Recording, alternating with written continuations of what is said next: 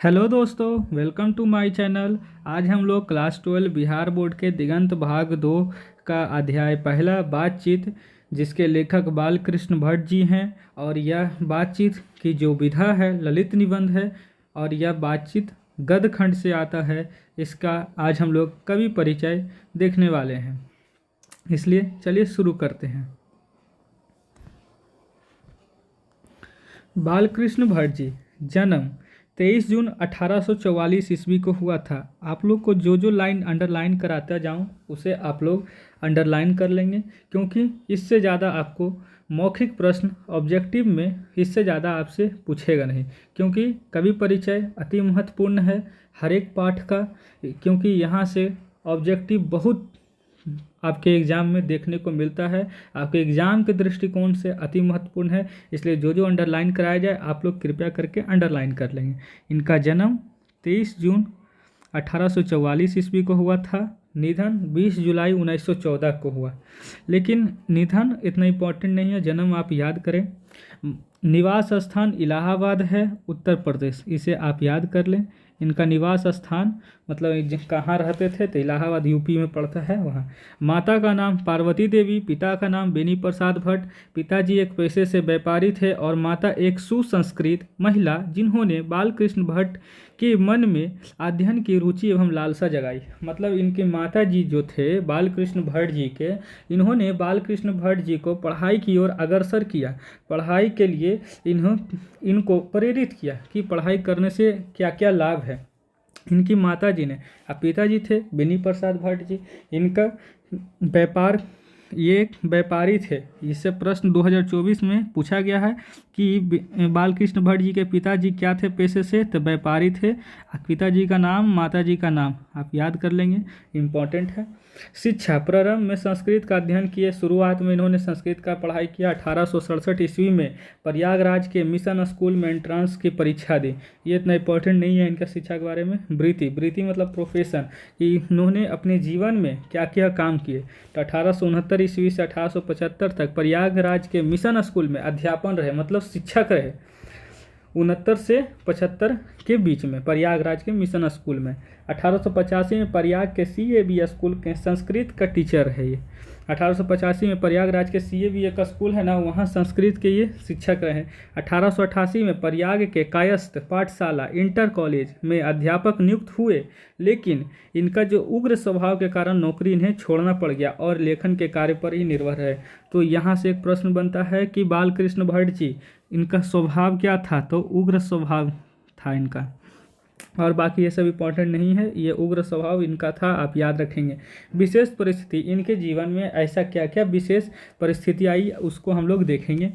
तो पिता के निधनों उपरांत पैतृक व्यापार संभालने के नाम पर गृह कलह का सामना करना पड़ा। मतलब हम लोग जानते हैं कि बालकृष्ण भट्ट जी के पिताजी पेशे से व्यापारी थे, इनके पिताजी के निधन हो गया। उसके बाद इनको अपने पिताजी का जो व्यापार संभालने में इनको घर की बहुत सारे परेशानियों का सामना इनको करना पड़ा। पैतृक घर को छोड़कर घोर आर्थिक संकट से जूझते हुए हिम्मत से काम लिया और साहित्य के प्रति समर्पित रहे। मतलब कि जब इनके पिताजी का निधन हुआ, इनके पिताजी व्यापारी थे पेशे से, तो अपने पिताजी का व्यापार इन्होंने संभाला, ठीक है। उसके बाद क्या हुआ कि संभाल नहीं पाए। संभालने के दौरान क्या हुआ कि बहुत सारे घर का परेशानी इनको सामना करना पड़ा। फिर क्या किया कि पैतृक घर, जो इनके पिताजी घर बनवाए थे, उस घर को इन्होंने छोड़ दिया, उनके संपत्ति को इन्होंने छोड़ दिया, जिसके कारण क्या हुआ कि इनके जीवन में अनेक तरह की आर्थिक संकट आई। और आर्थिक संकट आई, उससे इन्होंने जूझते हुए हिम्मत से काम लिया और साहित्य लेखन के प्रति ये समर्पित रहे। इनका पूरा जीवन साहित्य लेखन के प्रति समर्पित था। इससे कोई इंपॉर्टेंट नहीं है, लेकिन हम समझा दिया आपको। रचनात्मक सक्रियता, भारतेंदु हरिश्चंद्र की प्रेरणा से हिंदी वर्धनी सभा प्रयागराज की ओर 1877 में हिंदी प्रदीप नामक मासिक पत्र का निकालना प्रारंभ किए। ये आपका इम्पोर्टेंट है कि 1877 में हिंदी प्रदीप नामक मासिक पत्रिका निकालना प्रारंभ हुआ। मौखिक आपसे पूछेगा कि हिंदी प्रदीप नामक पत्रिका मासिक पत्र कौन निकाले, तो बालकृष्ण भट्ट जी। और यह कब निकला? तो 1877 में। और कितने वर्ष तक इन्होंने चलाया? तो 33 वर्षों तक। इसमें नियमित रूप से सामाजिक, साहित्यिक, नैतिक, राजनीतिक विषयों पर निबंध इसमें लिखते रहे। हिंदी प्रदीप मासिक पत्र जो था ना, इस पर इन्होंने सामाजिक, साहित्यिक और नैतिक मतलब मोरल, राजनीतिक, ये सब विषयों पर इन्होंने एक निबंध लिखा। ठीक है, निबंध लिखते रहे यही सब विषय पर। ठीक ना। और भारतेंदु हरिश्चंद्र की प्रेरणा से हिंदी वर्धनी सभा की प्रयाग की ओर से, ये तो नहीं है उतना, लेकिन आप इतना याद देखेंगे जो तो अंडरलाइन करा रहे हैं। इसमें नियमित रूप से, ये तो हो गया। 1881 में वेदों के युक्तिपूर्ण समीक्षा की। 1886 में लाला श्रीनिवास दास के संयोक्ता स्वयंवर की कठोर आलोचना की। देखिए, ये जो थे बालकृष्ण भट्ट जी ना, ये आलोचक थे, निबंधकार थे। ये आपको आगे पढ़ने देखने को मिलेगा। लेकिन ये क्या थे कि 1886 में लाला श्रीनिवास दास के संयुक्ता स्वयंवर की कठोर आलोचना की। आप याद रखेंगे कि लाला श्रीनिवास दास जी के द्वारा क्या लिखा गया? तो लिखा गया दया संयोगिता स्वयंवर। ठीक है, जिनका ये कठोर आलोचना किए, ये आलोचक रह चुके हैं। जीवन के अंतिम दिनों में हिंदी शब्दकोश के संपादन के लिए श्याम सुंदर दास द्वारा काशी आमंत्रित, किंतु अच्छा व्यवहार न होने के कारण अलग हो गए। इनको जीवन के अंतिम दिन, इनके अंतिम दिनों में इन्हें बुलाया गया हिंदी शब्दकोश का संपादन के लिए। लेकिन और कहाँ बुलाया गया? काशी में। क्यों? हिंदी शब्दकोश के संपादन के लिए। लेकिन इनका स्वभाव क्या था? उग्र स्वभाव था। हर बात पर गुस्सा आ जाता, चिढ़ जाना छोटी छोटी से बातों पर, जिसके कारण ये अलग हो गए। अब रचनाएं देखेंगे हम लोग। रचनाएं में हम लोग देखेंगे उपन्यास, रहस्य कथा, नूतन ब्रह्मचारी। आप याद करेंगे कि नूतन ब्रह्मचारी ये पूछा जा चुका है, और रहस्य कथा भी पूछा जा चुका है। रचनाएं से क्वेश्चन आता है, इसलिए आप लोग जो जो अंडरलाइन करा रहे हैं आप वो याद करेंगे। 100 अजान 1 सुजान, ये भी पूछा जा चुका है। गुप्त वैरी, रसातल यात्रा, उचित दक्षिणा, हमारी घड़ी, सद्भाव का अभाव, ये भी पूछा जा चुका है। नाटक पद्मावती, देखिए आप आगे पढ़िएगा। काव्य में जायसी जो थे, मलिक मोहम्मद जायसी जी, उन्होंने पद्मावत लिखा था और इन्होंने पद्मावती लिखा। पद्मावती कैसी क्या है? तो एक नाटक है। ऐसा ही प्रश्न पूछा जाएगा। सद्भाव का अभाव, ये क्या है? उपन्यास है, नाटक है, शिक्षादान है, प्रहसन है, निबंध क्या है? तो आप लगाएंगे उपन्यास। और या तो पूछ सकता है कि बालकृष्ण भट्ट जी के द्वारा निम्नलिखित में कौन सा उपन्यास लिखा गया है? और 3 लेखक के अलग अलग दे देंगे, एक बालकृष्ण भट्ट का दे देंगे, तो उसमें से सद्भाव का अभाव मारिएगा। या तो ये भी प्रश्न आएगा कि सद्भाव का अभाव किन लेखक के द्वारा लिखा गया है? तो आप लगा सकते हैं। वेनी संहार, शिशुपाल वध, नल दयावंती या दयावंती स्वयंवर। ये देखिए यहाँ पर ये भी इम्पोर्टेंट है, याद करिएगा। संयुक्ता स्वयंवर लाला श्रीनिवास दास जी के द्वारा लिखा गया, लेकिन दयावंती स्वयंवर लिखा गया है बालकृष्ण भट्ट जी के द्वारा। शिक्षादान चंद्र सेन, सीता वनवास, पतित पंचम, मेघनाथ वध, याद कर लेंगे मेघनाथ वध को। यहाँ से फिर उसके बाद आपका भारत जननी, भारतवर्ष और कली, 2 दूरदेशी, 1 रोगी और 1 वैद्य, रेल का विकट खेल, याद करिएगा। रेल का विकट खेल, इससे प्रश्न आ चुका है। रेल का विकट खेल को, बाल विवाह को आप याद करके रखेंगे, बाल विवाह से भी प्रश्न आ चुका है। प्रहसन, जैसा काम वैसा परिणाम, ये भी प्रश्न पूछा जा चुका है। नई रोशनी का 20, आचार विडंबन, ये सब नहीं। निबंध, 100 के आसपास निबंध, जिनमें से 100 से 1000 से ऊपर के आसपास निबंध, जिसमें से 100 से ऊपर बहुत महत्वपूर्ण है। भट्ट निबंध माला नाम से 2 खंडों में संग्रहित प्रकाशित है, 2 खंड से। तो निबंध भट्ट निबंध माला नाम से 2 खंडों में एक संग्रह प्रकाशित है। आप याद करके रखेंगे, ज़्यादा नहीं, बस जितना अंडरलाइन करा रहे बस आप उतना ही ध्यान दीजिए। बालकृष्ण भट्ट जी आधुनिक हिंदी के गद्य के आदि निर्माताओं और उन्नायक रचनाकार में एक हैं। निबंध, बालकृष्ण भट्ट जी आधुनिक हिंदी के लेखक हैं। ये भारतेंदु युग के भी लेखक हैं। बालकृष्ण भट्ट जी के प्रमुख साहित्यकारों में से एक हैं। वे हिंदी के प्रारंभिक युग के प्रमुख और महान पत्रकार, निबंधकार, देखिए निबंधकार हैं। अभी आप आगे देखिएगा कि ये आलोचक भी हैं, अभी आप देखिएगा। तथा हिंदी की आधुनिक आलोचना, देखिए ये आलोचक हैं, आप लिख दिया जाता है आलोचक हैं, निबंधकार हैं। और आधुनिक हिंदी के लेखक हैं, आधुनिक हिंदी के और भारतेंदु युग के, भारतेंदु युग, ठीक है।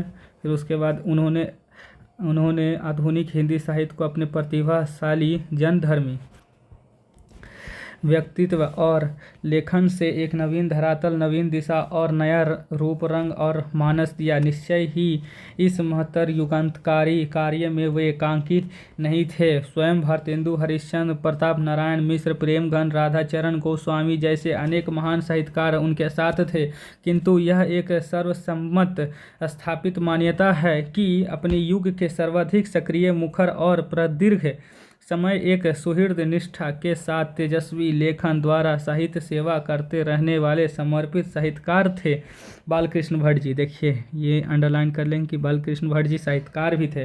भारतेंदु युग के 2-3 प्रमुख साहित्यकारों में एक, जिनके अनवरत लेखन से भारतेंदु युग का रचनात्मक युग व्यक्तित्व निर्मित हुआ तथा आगे के द्विवेदी युग का मूलाधार निर्मित हो सका। साहित्य केवल कल्पना विलास और मनोरंजन की वस्तु नहीं है, अपितु वह जन समूह के चित्त के विकास का संवाहक और जन संस्कृति के विकास प्रवाह का मूर्त वांगमय उपादान है, जो गहन लोक प्रकृति के उपजता और दिशा पाता है। यह बोधपूर्ण प्रधान मान्यता भारतेंदु युग के साहित्य से बनती है और इसके दृष्टाओं में बालकृष्ण भट्ट प्रमुख हैं। आधुनिक हिंदी नवजागरण और राष्ट्रीय आंदोलन के दौर में नए सिर से अपनी भाषा और साहित्य की मौलिक लोकवादी प्रकृति एवं जातीय निष्ठा की पहचान करते हुए तदनुरूप दिशा और प्रवाह देने का कार्य जिन महान लेखकों ने अपनी रचनात्मक गतिविधियों द्वारा संपन्न किया है, उसमें भट्ट जी विशेष रूप से स्मरणीय है। देखिए, ये सब से तो आपसे एकदम प्रश्न नहीं पूछा जाएगा, लेकिन आपसे प्रश्न वही शुरू का जो पेज है उसी से प्रश्न पूछा जाएगा। और जितना मैंने अंडरलाइन कराया है आप बस उतना ही पढ़िए। आप विश्वास करिए कि आपका हर एक पार्ट से जितना हम अंडरलाइन कराएं बस आप उतना ही पढ़िए, उतना ही से क्वेश्चन मौखिक में पूछा जाएगा, उससे कभी ज़्यादा नहीं पूछा जाएगा। बालकृष्ण भट्ट जी गद्यकार थे। लीजिए एक और, अपनी अभिरुचि, मानस और प्रतिभा से परिवेश और यथार्थ से संपूर्ण सरोकार रखने वाले लेखक पत्रकार। उनके गद्य की भाषा और कला की जड़ें भी परिवेश और यथार्थ में ही थी। लोक व्यवहार में, बोलचाल, बातचीत और अभिव्यक्ति में मूर्त भाषा और कला ही उनके गद्य का कलेवर बन जाती है। वह नवजागरण और स्वाधीनता संघर्ष का दौर था, जिसमें भीतरी और बाहरी, स्वदेशी और विदेशी शक्तियों से टकराव और संघर्ष ही जागरूक गद्य लेखक की नियति थी। यह टकराव और संघर्ष भट्ट जी के लेखन की आंतरिक दृढ़ता, तेज और तेवर बनकर उभरता है। भट्ट जी ने हिंदी प्रदीप में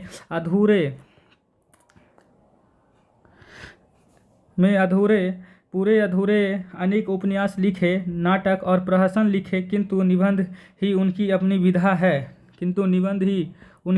विधा है, जिसमें उनका अभिप्रायपूर्ण स्वदेश लेखन पूरी शक्ति, समर्थ और वैभव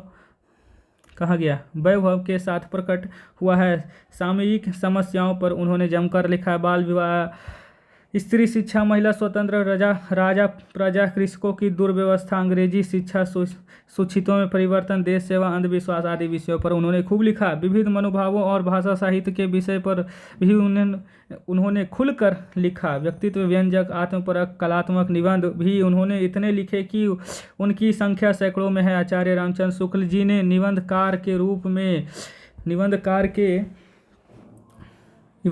के रूप में अंग्रेजी साहित्य के एडिशन और स्टील की श्रेणी में रखा है। देखिए, शायद 23 के प्रश्न जो हुआ है एग्ज़ाम 2023 में एनुअल एग्जामिनेशन, उसमें यह प्रश्न पूछा जा चुका है। आप आराम से इसे आप याद कर लेंगे।